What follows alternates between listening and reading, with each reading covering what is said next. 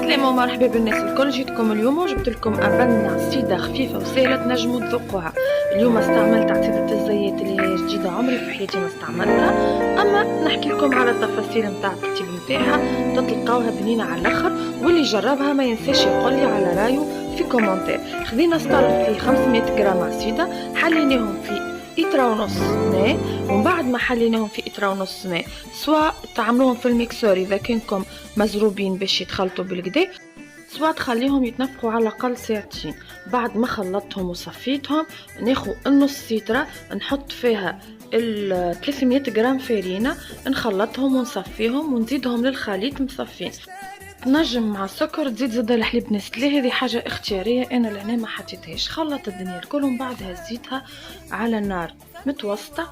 جيت نخلط فكر الخليط هذاك، حطيتش للي ولا قوام وهكايا كيف ما تراو ولا تعصيدة.